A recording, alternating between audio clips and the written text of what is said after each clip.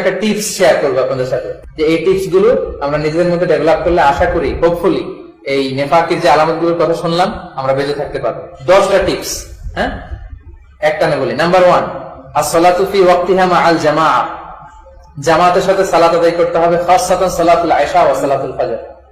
সব নামাজ তো জামাতে আদায় করবে, বিশেষ করে ফজর এবং ইশার নামাজ। কেননা একটা সহিহ হাদিস আছে তিরমিজি শরীফের, যে কেউ যদি 40 দিন তাকবীরে উলার সাথে নামাজ কেউ আদায় করতে পারে, লাহু বারাআতান, দুইটা জিনিস থেকে সে মুক্ত, এটার ঘোষণা দেওয়া হবে। একটা হচ্ছে বারাআতুম মিনান নার, সে জাহান্নাম থেকে মুক্ত। 2 নম্বর হচ্ছে বারাআতুম মিনান নিফাক, সে নিফাক ফিল আমাল, নেফাকি থেকে মুক্ত। এই জন্য জামাতে সালাত আদায়টা আপনার নেফাকিকে ভেঙে চুরে ধুলিসাৎ করে দেবে। আপনি দেখবেন, আপনি যদি 5 দিন 10 দিন 7 দিন রেগুলার জামাতে আসতেছেন, একটা স্পিরিচুয়াল টেস্ট আপনি পাবেন, একটা স্বাদ পাবেন, যে না আপনার মধ্যে থেকে যে নেফাকি দূরে চলে যাচ্ছে, এটা আপনি অনুভব করবেন, এতে কোনো সন্দেহ। তাহলে জামাতে নামাজ।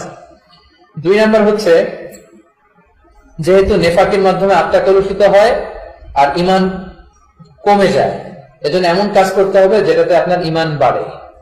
সরাসরি কোরআনে আছে, কোরআনের তেলাওয়াতের মাধ্যমে আপনার ঈমান বাড়বে। ওয়া ইযা তুলিয়াত আলাইহিম আয়াতু যাদাতহুম ঈমানা ওয়া আলা রাব্বিহিম ইয়াতাওয়াক্কালুন। কোরআনের রিসাইটেশন যত বেশি বেশি করবেন আপনার ঈমান বাড়বে। সবচেয়ে বেটার হচ্ছে মাতৃভাষায় যদি অর্থ সহ বুঝেন, এটা সবচেয়ে ভালো। আর কোরআনকে মানার ক্ষেত্রে পুরোটা মানতে হবে, খণ্ডিত করে না। 3 নম্বর টিপস হচ্ছে মুজালাসাতুল মুমিনিন ওয়া মুখালাতাতুস সালিহিন, মুমিনদের সাথে ফ্রেন্ডশিপ করা, ভালো লোকদের সাথে ফ্রেন্ডশিপ বিল্ড আপ করা। ও মুশারাকাতু আল জালাসাত আদ-দীনিয়া, দ্বীনি ভালো ভালো রিলিজিয়াস প্রোগ্রামগুলোতে অংশগ্রহণ করা। ইউআইতে এটা আমাদের জন্য একটা ব্লেসিং। এত প্রোগ্রাম, এত সুন্দর প্রোগ্রাম হয়, মিনি অডিটোরিয়ামে হয়, মেইন হলে হয়, ওইখানে হয়, সেইখানে হয়, মানে ভালো ভালো আপনার আত্মাকে নাফসে মুতমাইন্না, সাদা হৃদয়ের মানুষ করার জন্য এটা একটা জান্নাতের বাগান বলা যায়। এই প্রোগ্রামগুলোতে বেশি বেশি অংশগ্রহণ করা, ভালো ভালো রিলিজিয়াস প্রোগ্রাম যেটা আপনার লেভেল অফ স্পিরিচুয়ালিটিকে অনেক হাই করবে, এগুলোতে অংশগ্রহণ করা। ইমানি পরিবেশে থাকে, সব মিলে পরিবেশটা যদি খারাপ হয়, ওখানে আপনি প্রভাবিত হবে। 4 নম্বর হচ্ছে আল ইকসার মিন যিকরিল্লাহ, বেশি বেশি আল্লাহ স্মরণ করা, আল্লাহ জিকির করা। কারণ আপনার অন্তর প্রশান্ত হয় পৃথিবীতে একটি জিনিস দিয়ে, আয়াতটা কি? আলা বিযিকরিল্লাহি তাতমাইন্নুল কুলুব, আল্লাহ স্মরণের মাধ্যমে অন্তর প্রশান্ত হয়। যেহেতু নেফাকি বাসাবাদে অন্তরে, আর অন্তরকে প্রশান্ত করতে চাইলে আপনার জিকির করতে হবে। জিকির মানে এই না সবাই মিলে লা ইলাহা ইল্লাল্লাহ, হ্যাঁ সেটাও হতে পারে। জিকির হচ্ছে আল্লাহর স্মরণ। সালাত সবচেয়ে বড় জিকির, কোরআন তেলাওয়াত জিকির, আর সালাতের পরে যে সুবহানাল্লাহ আলহামদুলিল্লাহ 33 বার করে পড়েন, এগুলো তো অবশ্যই জিকির। এই জিকির গুলো বেশি বেশি পড়া, বিশেষ করে ফজর সালাত শেষে, মাগরিবের সালাত শেষে। আচ্ছা, তারপরে হচ্ছে আজ-জুহুদ ফিদ দুনিয়া, অতি মাত্রায় লাক্সারিয়াস লাইফ লিড না করা। খুব বেশি লাক্সারিয়াস লাইফ যদি আপনি লিড করেন, এটা আপনার মধ্যে নেফাকিকে গ্রো করে দিবে। একটু সাদামাঠা, একটু সহজ সরল, একটু সিম্পল লাইফ লিড করার চেষ্টা করেন। আচ্ছা, আমরা 6 নম্বর হচ্ছে, আমরা বলেছি মুনাফিকেরা খারাপ কাজের আদেশ দেয়, ভালো কাজের নিষেধ করে। তার মানে এটার বিপরীত করলে মুনাফিকদের বিপরীত হয়। তার মানে ভালো কাজের আদেশ করতে হবে, মন্দ কাজ থেকে অন্যকে নিষেধ করতে হবে। 6টা গেল। 7 নম্বর হচ্ছে অশ্লীল গান বাজনা শোনা থেকে বিরত থাকতে হবে।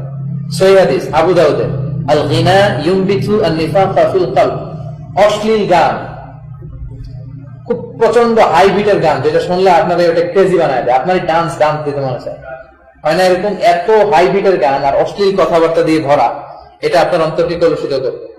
এজন্য অশ্লীল, খুব উচ্চ মাত্রায় হাই বিটের মিউজিক্যাল ইনস্ট্রুমেন্ট খুব হাই, যেটা একটা ক্রেজিনেস নিয়ে আসে নিজের মধ্যে, এগুলো থেকে দূরে থাকতে হবে। এটা আপনার মধ্যে নেফাকি বাড়িয়ে দেয়। কটা গেল? 7টা। 8 নম্বর হচ্ছে আপনার লেনদেনে, আপনার আচরণে, আপনার সোশ্যাল ডিলিংসে স্বচ্ছ থাকার চেষ্টা করা। কারণ মুনাফিকের সব আলামত শুনে আমরা বুঝলাম এদের কাজগুলো আসলে অস্বচ্ছ, ঠিক না? কথা কাজে মিল নাই, ক্ষেত্রে বাইরে আরেকটা আছে, হারা 2টা। আপনি যদি মানে সব জায়গায় ট্রান্সপারেন্ট থাকার একটা অভ্যাস গড়ে তোলেন, আপনার মধ্যে নেফাকি বাড়বে না। সব জায়গায় ট্রান্সপারেন্ট থাকতে হবে, স্বচ্ছ, লেনদেনে, কথায়, কাজে, সব জায়গায়।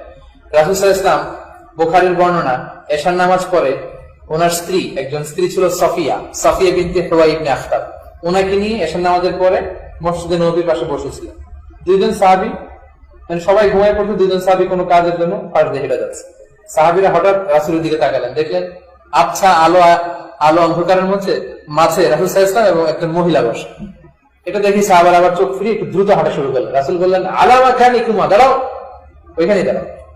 ওনারা দাঁড়ালেন, রাসূল আসলেন, এসে বললেন, ইন্নাহা উম্মুকুম সাফিয়া, এই যে বোরকা পরা মহিলাটা বসা, এটা আসলে অন্য কোনো মেয়ে না, এটা আসলে তোমাদের মা উম্মুল মুমিনিন সফিয়া, আমার স্ত্রী। সাহাবারা বলল সুবহানাল্লাহ, ইয়া রাসূলুল্লাহ আপনি কি বলেন? আপনি কার সাথে বসে থাকবেন? আপনি তো স্ত্রীর সাথেই বসে থাকবেন, আমরা কি এটা নিয়ে সন্দেহ করবো নাকি? আমরা কিছু মনে করিনি, আপনি এটা আমাদেরকে কেন জানাতে গেলেন? রাসূলুল্লাহ ইসলাম বললেন যে না, তোমরা হয়তো কিছু মনে করবে না, কিন্তু লাআল্লা শাইতান ইউলকি ফি কুলুবিকুম শাইআন, শয়তান হতে এই সুযোগে তোমাদের অন্তরে কিছু ঢুকিয়ে দিতে পারে, একটা খুঁতখুঁতে ভাব তৈরি হতে পারে। রাসূলুল্লাহ ইসলাম বসে আছে অন্ধকারে, মহিলা স্ত্রী হবে, স্ত্রী হবে, স্ত্রী হবে। হ্যাঁ, ঘটনা কি স্ত্রী নাকি অন্য কেউ? আচ্ছা, স্ত্রী হবে। এই দেখেন, স্ত্রী হবে এটা নিশ্চিত, তারপর একটু খুঁতখুঁত ভাব মনের মধ্যে। এটা মানবীয় গুণ। আমরা তো ফেরেশতা না, আমরা মানবীয় গুণ থেকে উপরে যেতে পারি না। তাহলে দেখেন রাসূল সাল্লাল্লাহু আলাইহি ওয়াসাল্লাম এটা কেন বললেন? ওনার অবস্থানটাকে, রাসূল সাল্লাল্লাহু আলাইহি ওয়াসাল্লাম সারা জীবন নিজের স্ট্যান্ডিং পয়েন্টটাকে খুব স্বচ্ছ রেখেছেন, কোনো কনফিউশনে নিজেকে পড়তে দেন না। মুমিনরা কখনো কনফিউশনে পড়ে না, সবকিছুতে স্বচ্ছ। 9 নম্বর, মুহাসাবাতুন নাফস, আত্মসমালোচনা করতে হবে। প্রতিদিন রাতে যদি একটু ভাবেন, কেমন লাগে এই সুন্দর সুন্দর বিষয়গুলো শুনলাম, দেখি তো আজকে এগুলো উল্টাপাল্টা করে ফেলছি কিনা, জামাত তরফ, মিথ্যা বলা, ডাবল স্ট্যান্ডার্ড হয়ে গেল কিনা। এই আত্মসমালোচনাটা করলে প্রিয় ভাইয়েরা দেখবেন নেফাকি আর থাকবে না। 3টা জিনিস, একটা সমালোচনা, এটা সবচেয়ে খারাপ। মাঝামাঝি ভালো হচ্ছে আলোচনা, আর সবচেয়ে ভালো হচ্ছে আত্মসমালোচনা। আবার বলি, সমালোচনা, আলোচনা, আত্মসমালোচনা। আত্মসমালোচনা করতে হবে, কারণ আপনার বিবেককে জিজ্ঞেস করলে এটা সবচেয়ে বড় আদালত, এটা সঠিক উত্তর দেবে। সর্বশেষ হচ্ছে আল্লাহর কাছে দোয়া করা। এই টিপস গুলো কাজে নাও দিতে পারে যদি আল্লাহর আল্লাহর পক্ষ থেকে হেল্প না থাকে। এজন্য বিশ্বনবী সাল্লাল্লাহু আলাইহি ওয়াসাল্লাম নিজেও নেফাকি থেকে বেঁচে থাকার জন্য দোয়া করতেন। একটা লম্বা দোয়া, পুরোটা না পারলে প্রথম অংশটা আমরা করি। রাসূলুল্লাহ বলতেন আল্লাহুম্মা তাহহির কলবি মিনান নিফাক, হে আল্লাহ আপনি আমার আত্মাকে নেফাক থেকে মুক্ত করেন। এখন আমরা পড়ি আল্লাহুম্মা তাহহির কলবি মিনান নিফাক, আল্লাহুম্মা তাহহির কলবি মিনান নিফাক, আল্লাহুম্মা তাহহির কলবি মিনান নিফাক। এর অর্থ হচ্ছে, হে আল্লাহ নেফাকি থেকে আপনি আমার অন্তরকে হেফাজত করেন, বাঁচান। তো যতগুলো কথা বললাম আমি সহিহ সুন্নাহ থেকে, কোরআনের আয়াত থেকে টেক্সট গুলো নিয়ে বলার চেষ্টা করেছি। সময় আসলে সংক্ষিপ্ত, আমি মনে হয় 2-4 মিনিট বেশি নিয়ে ফেলছি। আমি পরিচালকের কাছে দুঃখ প্রকাশ করছি। যারা আপনারা এত মূল্যবান সময়গুলো থেকে যোগ বিয়োগ দিয়ে কিছু সময় বের করে আজকের এই প্রোগ্রামে আসলেন, সবাইকে আন্তরিক শুভেচ্ছা আবারও জানাচ্ছি এবং আল্লাহর কাছে কামনা করছি আমরা যা শুনলাম এই সব জাতীয় নেফাকির বিষয়গুলো থেকে যেন আল্লাহ আমাদেরকে পরিচ্ছন্ন করে খালিস মুমিন হিসেবে কবুল করে। আমরা বলি আমিন। সবাই ভালো থাকবেন, সুস্থ থাকবেন। আসসালামু আলাইকুম ওয়া রাহমাতুল্লাহি তাআলা।